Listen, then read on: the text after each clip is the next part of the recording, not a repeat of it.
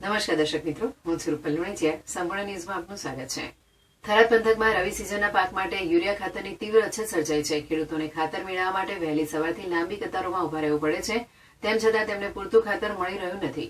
છેલ્લા 15 દિવસથી ખેડૂતો યુરિયા ખાતર માટે ધક્કા ખાઈ રહ્યા છે. ઘરના કામ પડતા મૂકીને ખેડૂત પરિવારની મહિલાઓ પણ ખાતર માટે લાઇનમાં ઉભી રહેવા મજબૂર બની છે. ખેડૂતોના મતે તેઓ સવારે 5 વાગ્યાથી ઠંડીમાં ચા પાણી પીધા વગર લાઇનમાં ઉભા રહે છે. હાલ લગભગ 250 લોકોની લાંબી કતાર લાગે છે, પરંતુ તેમને ખાતર મળતું નથી. ખેડૂત હકમા પટેલે જણાવ્યું હતું કે અડધો શિયાળો વીતી ગયો છે, પછી ખાતર શું કામનું? સમયસર જરૂરિયાત મુજબ ખાતર નહીં મળે તો શિયાળુ પાકને મોટું નુકસાન થશે. ખેડૂતો સરકાર પાસે તાત્કાલિક ખાતર ઉપલબ્ધ કરાવવાની માંગ કરી રહ્યા છે. થરાદ તાલુકા સંઘના આસિસ્ટન્ટ મેનેજરે જણાવ્યું હતું કે નવેમ્બર મહિનામાં લગભગ 500 ટન યુરિયા ખાતર આવ્યું હતું, જેમાંથી દરેક ખેડૂતને 5-5 બેગ આપવામાં આવી હતી. સંઘ દ્વારા 4000 ટન યુરિયાનું એડવાન્સ પેમેન્ટ પણ જમા કરવામાં આવ્યું છે. જો કે ખેડૂતો સવારથી જ લાઇનમાં ઉભા રહી જાય છે, જેના માટે સંઘ દ્વારા ચા પાણીની વ્યવસ્થા પણ કરવામાં આવી છે.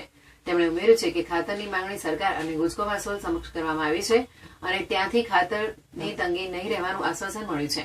ડીસા ખાતે રેક લાગતા 2 દિવસમાં ખાતર આવી જશે તેવી અપેક્ષા છે.